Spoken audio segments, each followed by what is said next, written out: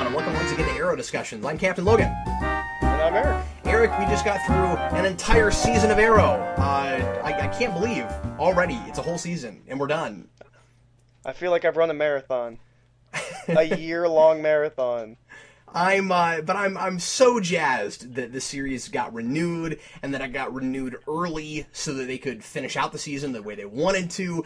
Today we're going to talk about Sacrifice, which is a very, very self-explanatory, sort of, wow, it's late at night, isn't it, Eric? Sort of title. It is. Because it's precisely all about that, about various sacrifices characters have to make. And Eric, I could not be more tickled pink with the way this season ended. I really, really liked it. I was shocked because it's written by the guys that made the show, how much of it really, really worked. And their dialogue was good. Yeah, absolutely. The dialogue was good. It was directed fantastically. This has some of the best action scenes in the entire series. The production values are through the roof. They must have been really careful about how they spent their budget through the season so that they had enough money for this episode. Oh, yeah. Yeah, the landscapes of the city just crumbling, I was shocked how good that looked. Yeah, their CG was marvelous, I thought, for television especially. Absolutely. I was really, really impressed. Just by the entire thing. I mean, obviously, I have some small problems, but like overall, as much as I didn't like the last two episodes, I thought this was a fantastic finale. This elevated the last two episodes for me quite a bit, and you and I might butt heads some on this. There were some things that we weren't sure about last time, or complained about a little bit that I thought were kind of covered pretty well here. And I had this all season, Eric. I mean, like, what we do with the show is we sit down right after we've watched these, having not given it a whole lot of thought yet, and we discuss them. And sometimes we will discover, because it's an ongoing narrative, that things we thought were going on weren't, or things that weren't going on, or where you'll look at something and you'll go, oh, I think I know why they're doing this, and then it turns out that it's not. And it's not because of bad storytelling, it's because this is ongoing storytelling. We're not reviewing just a singular story. TV shows anymore, especially like this, are kind of like trying to review single issues of comic books, where you don't really know what the payoff's going to be yet, but you got to try to critically analyze it anyway. It's very difficult to do. And so you get to the end of the season, and I feel like there are tons and tons of things that paid off right, where I was thinking that they didn't have enough forethought, and they definitely did. The big one is the list. We talked about it, we complained about it, we thought that it turned out that it was maybe not what we were told it was, but they didn't know what it was, and I think by the end it makes sense. Okay, now you've seen, I do want to say, you watched this episode twice. I only watched it once a couple hours before recording. I didn't see what you saw, because you said that it's Malcolm's list of all the people that might stand in his way. That's what I think it's supposed to be. And somebody correct me if I'm wrong about this. What it seems to me is, and I'm okay with the fact that they don't come right out and tell us, because getting in the main character's head, we don't need to know any more than either Malcolm does or he does, and Malcolm's not going to outright talk about who he handed his list to. But the thing is, people that the Dark Archer went after are on that list. Right. So, like, if I'm remembering right, Adam Hunt was somebody that was on that list. I don't know if he was the guy or if it was another guy where Oliver goes after somebody and then he's too late because the Dark Archer has already gotten there first. That's, I think, supposed to be because the list is people that Malcolm is going to have to quelch before he can make his earthquake machine go off, because those are people that he couldn't trust, or that might try to stop him, or something. Right. But if that indeed is what it is, first of all, it makes sense why Malcolm's name itself is not on the list. Second of all, it makes sense why he's got the map in it, because it's his stuff, and he gives it to everybody. I think the idea is that he gives it to everybody that's supposed to be on that board of people that he wants to help him, destroy the Glades. Right. No, that I mean, that all makes sense, and that makes that one episode make a lot more sense. I didn't get that from the episode. Like personally, maybe I should go back and rewatch it and pay attention because I wasn't getting that. But well, it's the only way I can figure why there would be so many people that both of them were going after, and it also helps the also thematically it plays in wonderfully with the whole notion toward the beginning where Malcolm says the difference between me and you is I know what I'm fighting for. Right. I thought Malcolm was fantastic this episode. I thought we got in his head so much, even more so than kind of the last two episodes. And I was worried that, like, we spent the entire season and we never got in his head, but everything works here and everything makes sense with his character. Yeah, I thought he was a wonderfully well-developed villain. I'm actually kind of bummed that he's dead. Yeah, me too. He's one of those classic kind of comic book sort of villains that doesn't think he's a villain, and I can buy both how he's justifying what he's doing, but also that he's got to have a personal stake in this. It can't just be, I'm powerful enough that I think if I destroy the Glades, I'll be a hero. I mean, that personal stake where he's got to kill everybody in the Glades because he feels like they deserve it because of what happened to his wife. And the fact that they don't just give it to us in one line of dialogue. There's a build-up, and I appreciate that. Yeah, no, I thought that was great. I think the strength of this episode has been the strength of the entire series, which is that it's subverted my expectations, because when he reveals himself to Tommy, I was really... I mean, I think we were saying since probably about halfway through that we thought in the final episode he was going to die and Tommy was going to take over as Dark Archer, and that's not the way Tommy goes at all. No. And I was surprised by that. Yeah, I really didn't expect him. I mean, it makes sense within the character, but I guess I'm so pre-programmed by comics that, like, oh, well, he's going to find his dad's evil and he's also going to be evil. And I think they wanted us to think that. Yeah. Now, I think he's dead. I know you said you didn't think he was dead. I think he's dead. He's got a metal pole through his chest.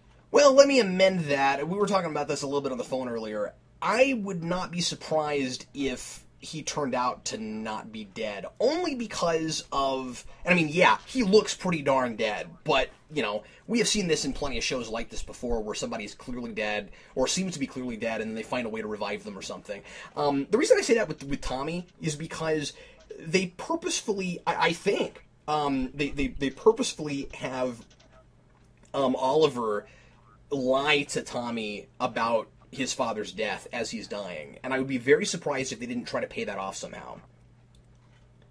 Right. And that's the only reason I say that. When he because the whole dynamic with Oliver and Tommy ever since Tommy found out that he was the Hood was this thing of you don't trust me, you don't tell me enough. And then he doesn't, and then of course he's made less trustworthy even when he starts going after Laurel again. And so that it would end with him saying, with Tommy saying, "Did you kill my father?" And he says no. I would be very surprised if Oliver didn't have to pay for that somehow later, because every time he makes a mistake, he's had to deal with it later. That's one of the things I love about this show, is that there are a lot of consequences for actions. Yeah, no. I think kind of unlike Smallville, where constantly people mess up, but the show is like, no, it's fine. It's okay that you did that. It's completely okay that you spent the entire season being evil and undermining everyone. It's okay. You've got a clean slate. This show doesn't do that, even with its protagonist. No, it generally does not give people passes at all. But I thought that was a more typical letting him die content or happy kind of a thing, as opposed to setting anything up. I thought it was just the standard, you don't tell them the truth, you tell them, what they want to hear. And you may be completely right about that. That is going to be a very difficult scene to interpret until we've seen more until after season it, 2, I think. yeah. Yeah. So I'm not predicting anything. I'm just saying that the first thing that went through my head, actually both times I watched it, was, I wonder if Oliver's not gonna have to pay for that line. I think this is Lance's best episode. Oh, by far, Lance is amazing in this. He's got that great speech in the police station, and that subverts my expectations again because I expect people to rally around him, and his chief is just like turning your badge and your gun. Yeah, and, we talked a lot early on in the season about how we thought that Lance would become, obviously, the kind of Commissioner Gordon of the show. And I like that is starting to sort of happen, but it's taken this long. Because it's believable, earned. And it's been happening in a very organic kind of way. I love... There's so much good dialogue in this episode. I love it when Oliver says on the phone, when I have a problem, I call you. Yeah, trying to subvert him saying I've got your sidekick down here. That whole thing with Felicity was great. That it starts with I'm going to take you in because I think you're working with the Hood, and then it ends with those two together trying to defuse a bomb. Wow. Yeah. Good stuff. Or the earthquake machine. Good stuff. I had a slight minor nitpick with that scene. Okay. Super minor. I think it would have been nice if he didn't have the vocoder when he was talking to him on the phone, because they have to cut to him and show him talking because they know the emotion won't come through on the vocoder if you hear the lines vocoded. So like everything he says sounds really impassioned because we're watching Ollie say it, but on the other side it's being vocoded. And I think it would have been nice to drop the vocoder for this kind of leap of faith kind of a speech. Oh, but the problem is if you do that, he would immediately know who it is. I mean, the show's a little bit more grounded than that. I don't know, because, I mean, like, you sound different on YouTube than you do on the phone. I assume you'll sound different in person as well.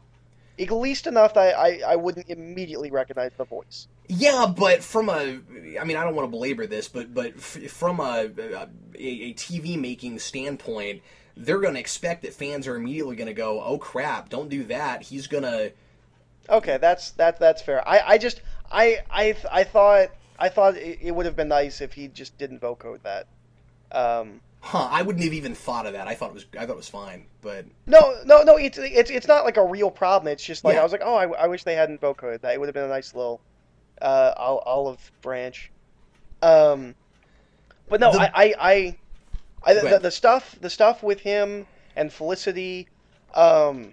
I want more of them together, like not together, like with Diggle, but they have great chemistry. Like they could be a buddy cop TV show. And they did such a great job by the end of the season, just going back and looking at all of it, giving all of these characters cool things to do together. I never thought we'd see in the first season Felicity and Lance together.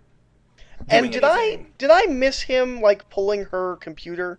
Like, did that happen in a previous episode and I just don't remember it? I'm not sure, honestly. Okay, I wasn't sure if that was something that they just kind of wrote up for this episode, or if that was something that was set up. I couldn't remember.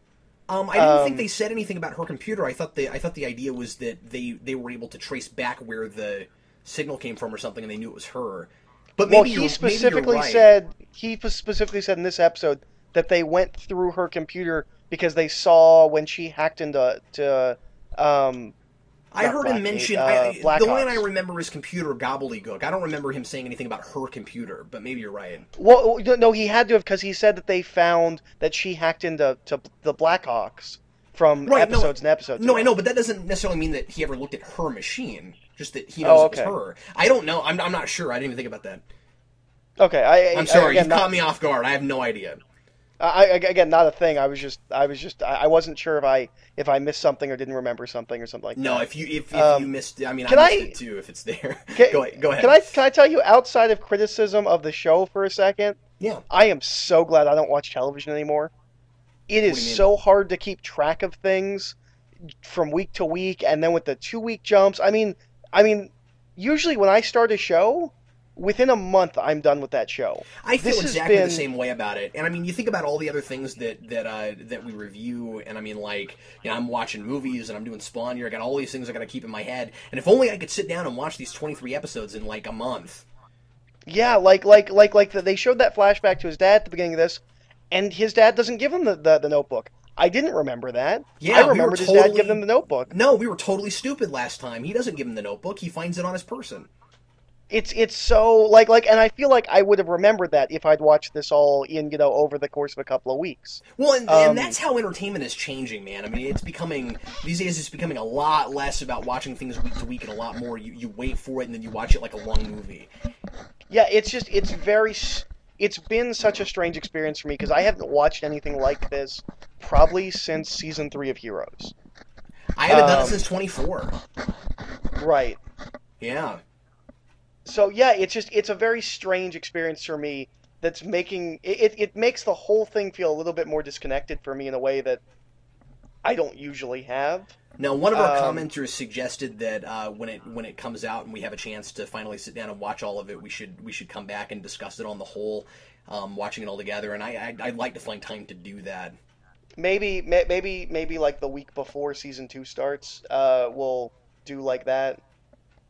Obviously not watch it all in that week, but like do a comprehensive review of it. Be a good idea, the week before season 2 starts. I've got to say, Eric, getting back to the episode, you know, you talked about subverting expectations.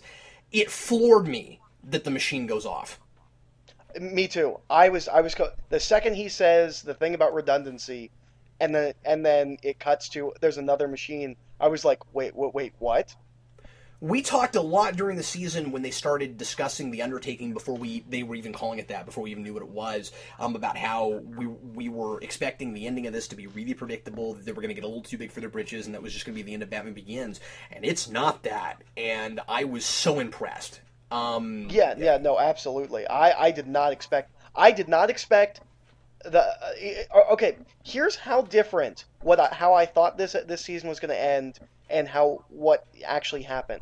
Pretty much since the beginning of this season, I've assumed that the ending of this that the last image we were going to get was going to be like him like jumping across a rooftop or like something, essentially the ending of Daredevil.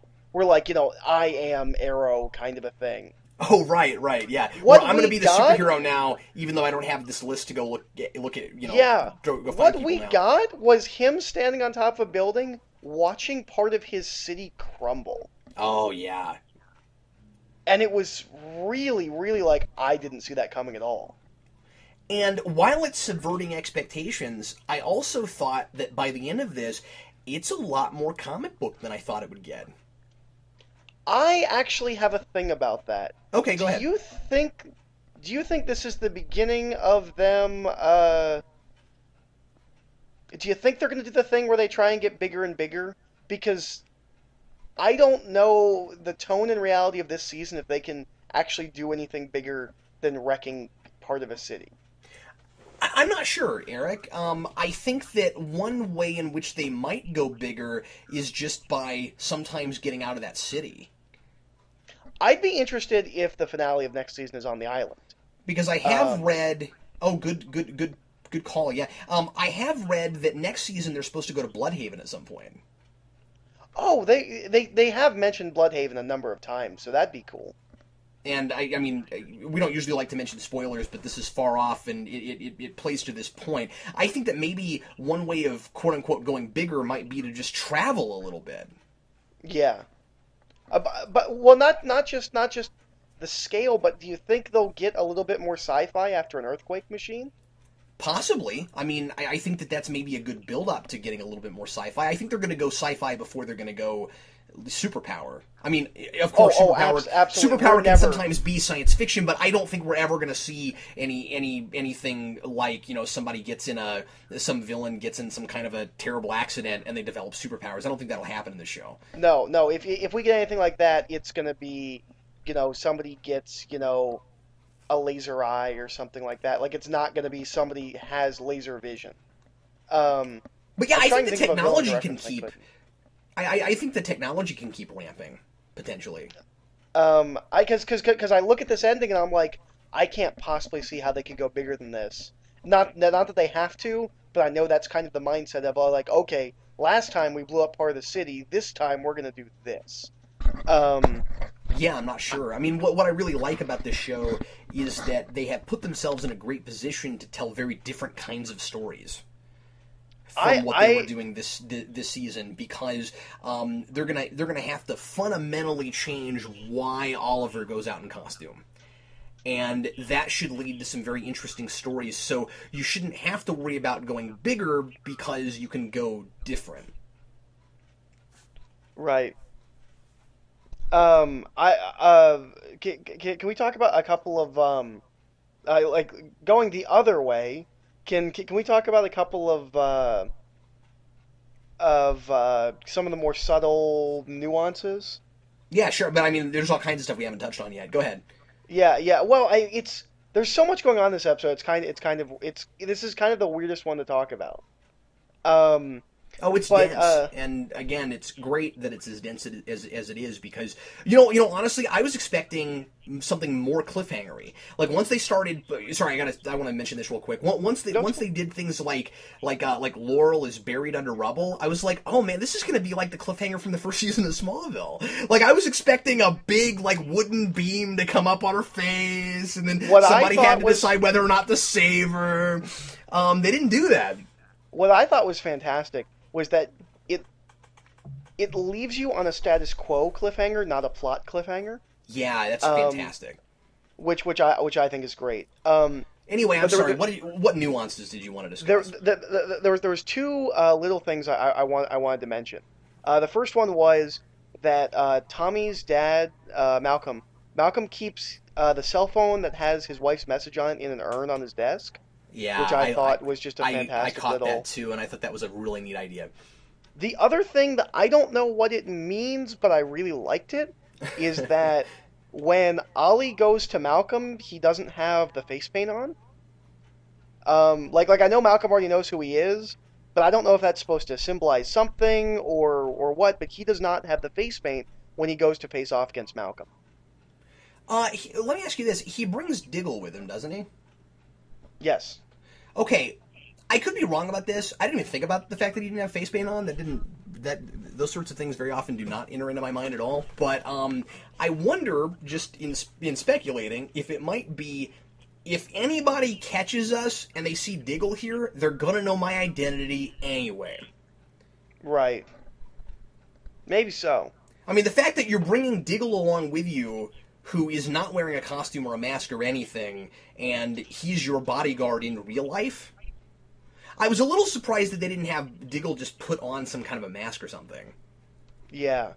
I have to say, once again, kind of going against standard television tropes, Diggle just being like, no, I'm going to come with you because you've lost twice before. Because Ollie has that whole speech where he's like, I don't know how I'm going to beat him. I've faced him twice before and I lost twice before. I don't know how I'm going to stop him, but I have to. And Diggle's like, let me come. I'll help. And he's like, oh, that's a good idea. Let's go. It was just, you don't see that kind of stuff often. It's usually like, no, I have to face him alone. Yeah, I must do this by myself. Like, no, really you don't. And also, that is a great payoff for their relationship throughout the season, isn't it? Where they each have to help each other with these personal vendettas and personal missions. Finally, we get to one that is about everybody. It's not just this guy's on the list. It's this guy's going to destroy everything, and this is. I mean, I didn't think about this before, Eric. This is now everyone's fight.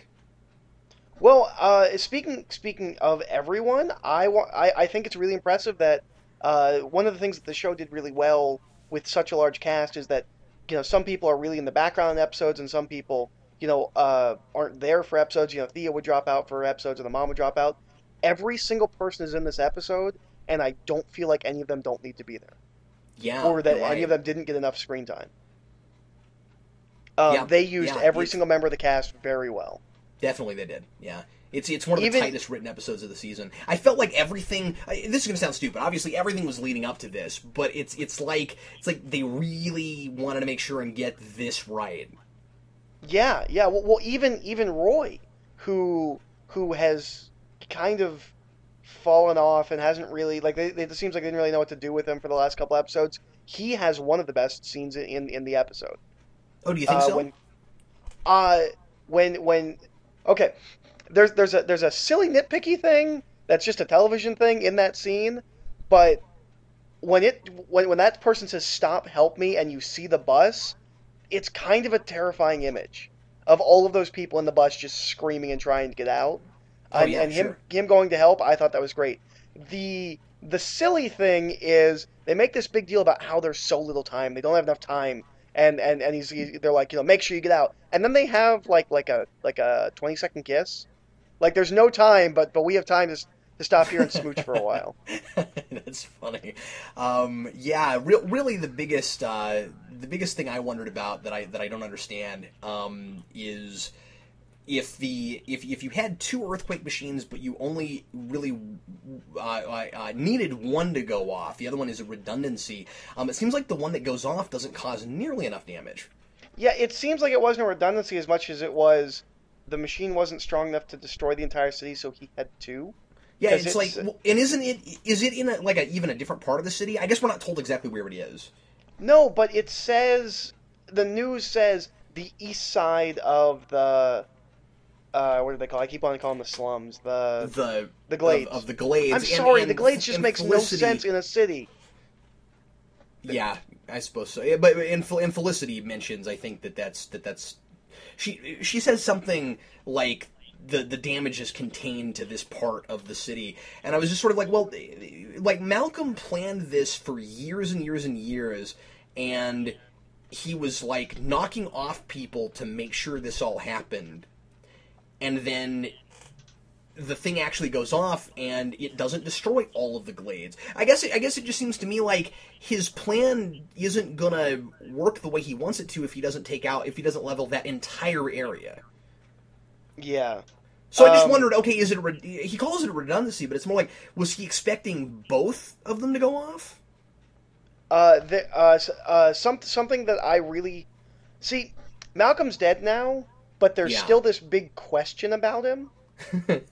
What's that? It's the one that my mom brings up every single time we see the Dark Archer costume. How did he get that good? I don't know. Because we're told he goes away for a year, but my mom pointed out Ollie's on that island for 5 years. Why is he so much better than Ollie?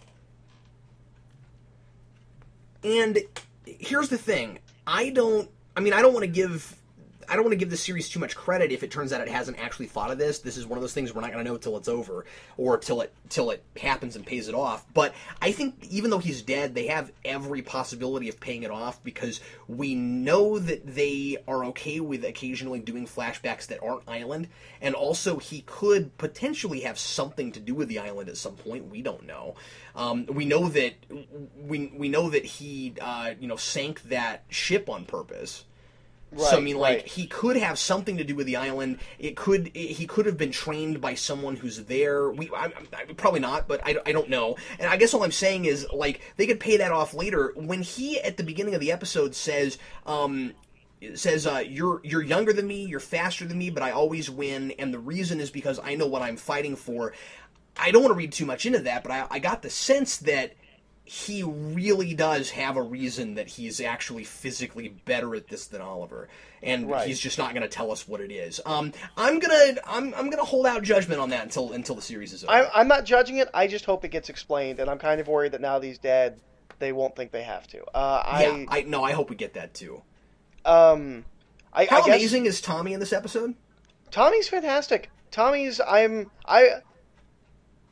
I really hope that Merlin or that Malcolm comes back in flashbacks and stuff, because I liked him so much. I really hope you're right and Tommy's not dead, because he's so good. Like literally when I saw him, I was like, "Oh, you can't kill him. He's your best actor." And also, that was a huge thing that they did that I wouldn't have expected. We kept talking about people we thought might die. I mean, yeah, okay, Malcolm, sure, but I mean, like, never in a million years would I have thought Tommy. No, I never thought Tommy.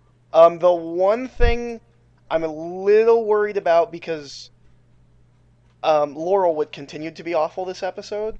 I mean, she's only in like 3 minutes of the episode, so it wasn't like really a knock against the episode because she's barely there. But he shows up and says, "Of course I came. I love you." I was like, that's gonna create really annoying tension between her and Oliver next season if he's dead, and it's gonna cause a lot of drama that's just gonna be boring, and I really hope it doesn't. Yeah, I'm with you. I'm a little bit worried about that too, because as we talked about before, this episode cleared up a lot of stuff for me. The big thing it didn't clear up is that love triangle. I'm sorry, in my opinion, was way too forced, way too quickly, and I mean, they had 24 Tommy, episodes to do it, and they waited to the last 3. Well, Tommy most certainly, and what's annoying is I wouldn't have gone there at all because I was so impressed with the show for being so adult about it and having a protagonist in Oliver who is willing to say, yeah, I can't be in a relationship right now. It doesn't make sense. It would be irresponsible. And so, Tommy, you're a good guy. I trust you. You should. You and Laurel should be together. And I mean, it's hard for him to say that, but he means it when he says it. And so when they get together so quickly, it makes both of them less sympathetic. I mean, when we have that scene where the writers got kind of backed in a corner in this episode where Tommy walks up to Oliver and he's like, I saw you kissing Laurel, and he just says, I'm sorry, because there's nothing else he can really say. I'm not really on Oliver's side in that scene.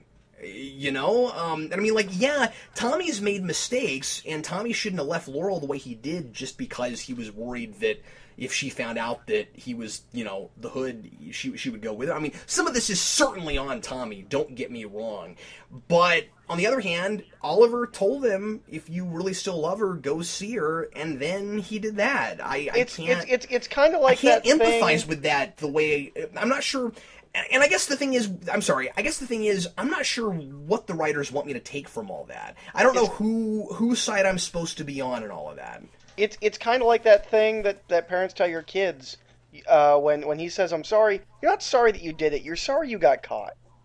I guess, but then he just seems also kind of somewhat out of character from what he was. This is kind of a disconnect because when he comes down and she's there and they have that conversation, which is half good. Because I really like his where he says I didn't change. I just scraped away all the stuff that wasn't really me, which I think is a fantastic thing. Mm-hmm. When they kiss, the way they shoot it and the way the music plays, it's supposed to be an audience like ooh moment. And for me, it bothered me. I'm not on their side. I don't want them together. At least not like this. And so I felt like the show wanted me to be happy they were together, and I'm just not at all. Yeah, and I think part of the reason that we're not is because and I've said this before, they made us like her and Tommy a lot, or at least I sure did. I liked them together, and I loved watching him have to work for her and then get her, but then I also didn't think that she was obnoxious or anything because the thing is, that was a guy who was irresponsible and immature, and the reason he had to work for her was not because she thought she was so amazing, but because she didn't know that he necessarily deserved any, good woman. You know what I mean? So, right.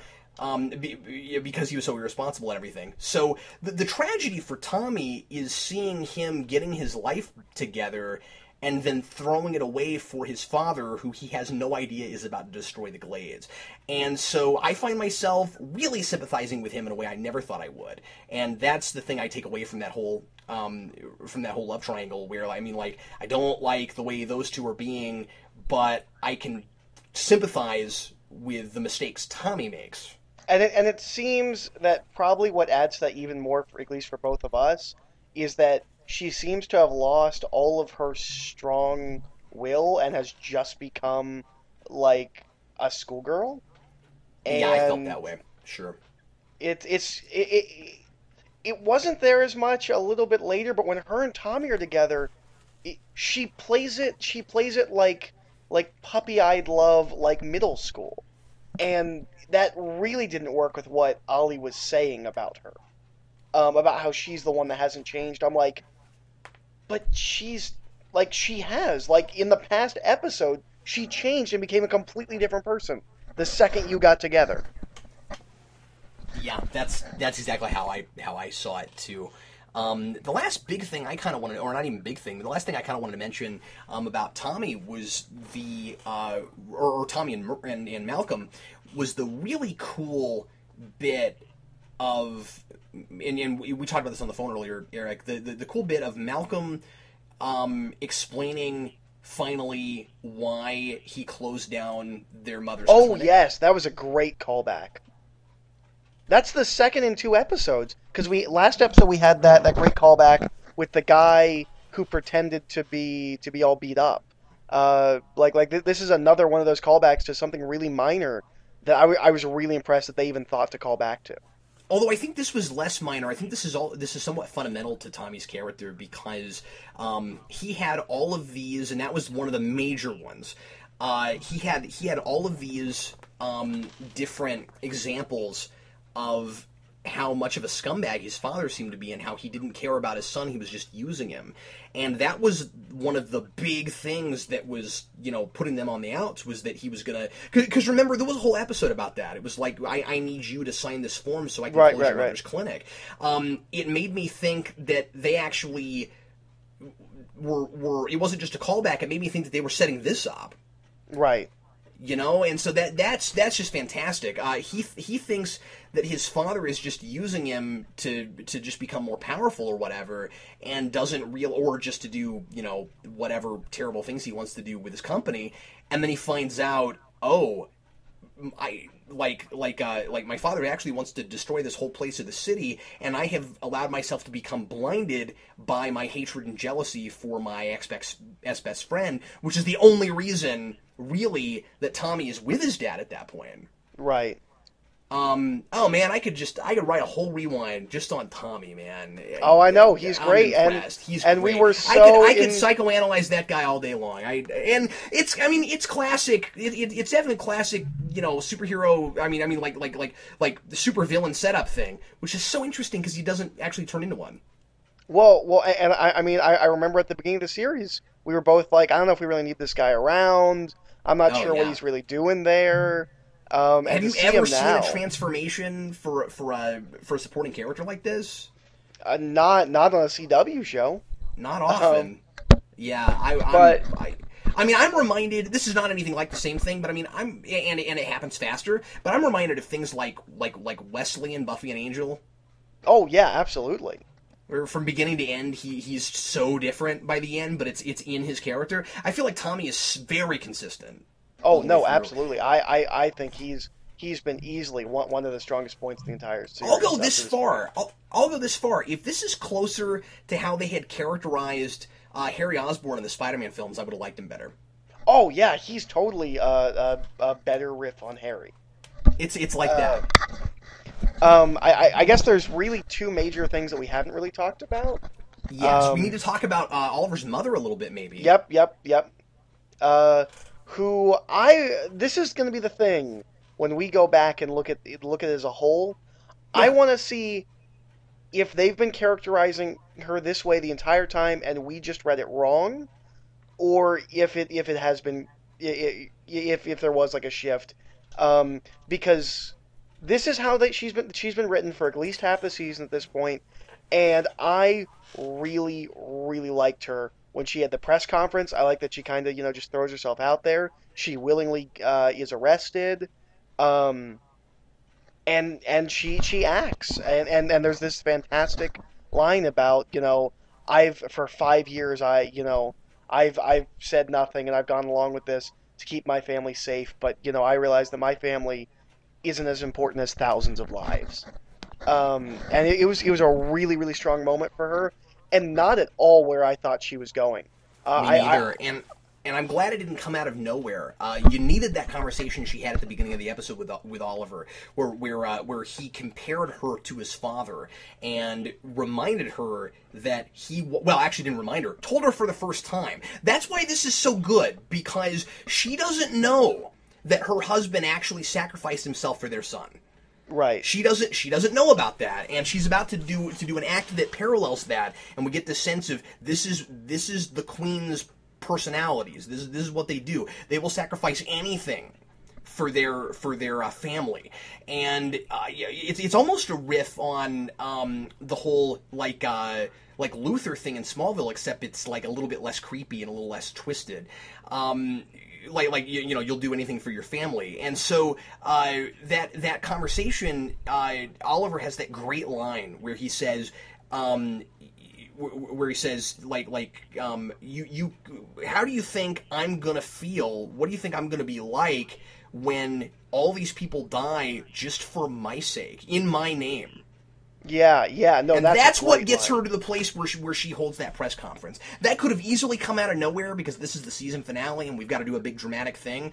No, it's set up perfectly. Oh, just real quick, because I just thought of this, and I don't want to not mention this. That thing that he does with the chain in the very beginning of the episode is awesome. That was awesome. I didn't know what he was doing. I was like, is he like working out again? And then he pulls it down, and it was so cool.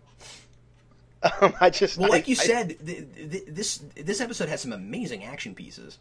I loved how James Bond it all was in that beginning part, and then I loved that it wasn't, because the bombs did go off. I guess the other major thing that we haven't really talked about is the island. Yeah, sure. I am surprised we didn't get left with an island zinger. I thought we were going to get something else with the island. Really, it just kind of wraps everything up that they've done up to this point. We get Fire's death, which I believe is the first person... Is that the first person Ollie intentionally kills? I think it is. And it's also the first time he uses the bow. It's a really, really strong scene. But it also wonderfully thematically parallels what's going on. I know they throw around the word sacrifice all over the episode, but I don't care because it's done naturally, and there's only so many different synonyms for that word. Right. But there's that cool line that Fires has where just before he gets killed, where he says, are you really willing to sacrifice your freedom for this girl? And he shoots her. And I love how much time they give us there for it to breathe before he finally says, "Guess so." Yeah. Well, and everything blows up, and we get that great line from Slade when he walks out and says, "Leave it to you to wreck everything when you're saving the day." Oh yeah, that was funny. There's some really great stuff, and what I love about it is we know Fires is working for somebody else, so there's still stuff there, but it kind of wraps up everything that has been done up to this point. I have no idea where they go next on the island, and I really like that. Yeah, I like that too. The only thing I feel like I'm positive of is that he and that girl are going to have a relationship. Oh yeah, absolutely. I'm almost positive that's going to happen. Hopefully it doesn't happen like in the comics where she rapes him. So I doubt that'll happen. They seem like they get along a little differently. Don't you also think... I'm sorry, I'm stupid. I can't remember. What is her name? Shadow. Thank you. I think, and she's not a hedgehog. I think that... No, there's actually no W in her name. It's Shadow. Shado. Yeah, I know. That wasn't even kind of funny. I think that Oliver and Shadow are going to get together, and I think that she is probably going to die on the island. I thought of 30 bad Shadow jokes after that wasn't funny. I'm sorry. I thought of a whole bunch of other ones. Yeah, it's like she doesn't stand beneath your feet when the sun is above you, and she clouds men's minds. Yeah, exactly. So, but in a different way. And then she. Well, anyway. So Eric, why don't we give out any predictions we might have? Any predictions or things we'd like to see happen, or any ideas we think they might roll with second season? I'll go with like to see happen first. Sure, go ahead. I gotta say there was a point that Smallville never really gave me. Where there's a dude in a green costume fighting a dude in a black costume on top of the roof, and I would like more of that, please. I know I've been saying that... Like what we got here? I know I've been saying that all season. I really would like to see just a couple more actual costumes of some kind. I mean, they don't have to be, full-blown costumes. Maybe a mask here or there. Like, I really would like a little bit more of that. Um, but I really, really hope they don't drag out who that woman is on the island. I would like to know at the beginning of next season. I really don't want to get like 6 episodes in and still not know who she is. Um, I'm gonna predict that Ollie and Laurel will not be together by the end of the first episode of season 2. Wow. I'm gonna say that either way it happens, whether Tommy's dead or not, him coming for her and saying that I love you and taking a metal pole through the chest, that's gonna break Ollie and Laurel up. Well, it ought to. If it doesn't, I'll be really impressed if they can pull it off in some way where it makes sense. Right. I'm going to predict that Roy Harper will be working in the Arrow Cave with the three of them, if all three of them are alive by the end of the second season, at least by the end of the second season, and I think he'll be in costume. I don't know about costume, but I agree he'll be alive he'll be alive. I agree he will be alive next season. I agree he'll be working in the Arrow Cave. If Oliver has to put on a green hood to go out and save people, I don't know why you wouldn't also have Roy do it. I know Diggle doesn't do it, but Diggle doesn't usually go with Oliver while he's in costume. Right. So anyway, if that happens, I think that I'm also going to call that with Roy coming into the Arrow Cave, Thea knows that he is the Hood. Yeah, at least by the end of that season. Oh, can I complain that we don't have a solid name for him by the end of the first season? You know what? I think that's a fair complaint. I would have liked them to have called him Green Arrow by the end or something. They don't even have to call him Green Arrow. Can we just get a solid name? Because like I immediately noticed it when Malcolm calls him the Vigilante. I'm like, everyone has a different name for him. Can we just get one name and please don't make it that Hood guy? Like, I thought I read that the producers were gonna finally call him Green Arrow, but I don't remember if they actually claimed it was going to be at the end of the first season or not. So maybe I really next hope season we'll get that. I hope so too. I'm fine with them just calling him Arrow. Whatever. Just can we get a solid name on it? I think that we're gonna see regularly next season Lance actually working alongside Oliver. Yeah, I think it's going to be much more Commissioner Gordon next season. Yeah, I think so. I hope so, because I think I would really enjoy that, given where they've brought them now. I'm also going to predict that we are going to have some kind of shake-up with Felicity, where she says, okay, the undertaking's over, I'm not helping you, and then she comes back and helps. Oh, that's interesting. That could certainly happen, sure. And I think they're going to kill off someone I like. Who? Are you saying I a don't specific know. person? I just think they'll kill off someone I like. They'll make me sad because they did it already with Tommy if he's actually dead, and I really feel like that's a trend that's going to continue because I think I just don't think this is a show where they're going to keep everybody alive all the time. I'm shocked Diggle survived. I was so sure Diggle was dead. Did you have the same reaction I did when he got stabbed by the knives? Yeah, that's what it was. He got impaled. Boy, I almost stood up from my chair. I was like, yeah, they went there. Because when I read, we didn't talk about this last time because I don't like to give away spoilers for like next week. But when I looked up the episode title and it said Sacrifice, I went, oh, they're gonna kill off Diggle. Yep. And they didn't, and I was excited, and that makes me afraid they're gonna do it to him next season. I'm gonna make the very safe prediction that the finale for next season is Darkseid eating babies. I think that is a pretty safe prediction, Eric, because the producers have got to listen to this podcast, and that is the best idea we've ever had. So. Yeah, oh, absolutely. Anyway, boy, I did not mean for this to be this long, but there's a lot in this episode, and I really wanted to discuss it thoroughly. The best episode of the season, maybe. It is, and how wonderful. Maybe runner-up is the Island episode. Yeah, I'll give you that. I mean, there's a couple others that are close to that for me, but yeah. Anyway, Okay, that's all I've got. I can't believe we talked almost an hour on this.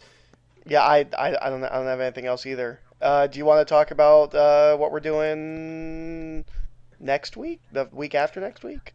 Yeah, so in case you didn't hear about this last week, Eric and I are going to continue doing some podcasts over the summer, and every week, basically, we'll probably skip some here and there when we have when we're busy, but pretty much every week we're gonna. What's that? So we'll do it as much as we possibly can. Much as we possibly can. We're going to do a new show that is just going to be in the interim. When we come back for Arrow discussions, we'll quit doing this. But this is going to be kind of a summer thing for us. We're going to do a podcast called Netflix Roulette, where we'll be watching a movie that neither of us has ever seen before, and discussing it. Now, some people have said, well, why don't you pick something that one of you have watched and one of you hasn't watched? And the reason we're not doing that is because we had originally planned on doing, like, a TV show, episode to episode, but like we do with Arrow. But we realized that everything we thought of that we wanted to do, one of us has seen or we've both seen. And what's kind of fun about Arrow is we talk about something we've never seen before, first impressions. We also thought it would kind of let us spread our wings a little bit and watch some stuff we've never watched before. So Eric, you picked the first movie we're doing, and what are we doing? We are doing John Dies at the End, which is a movie I really wanted to see in theaters, and it never came out. Or did, but in like 3 theaters. Yeah, and that's a recent release. So I think that's a recent release. It came out. It was in theaters in January. So yes, it's a very recent release. Cool.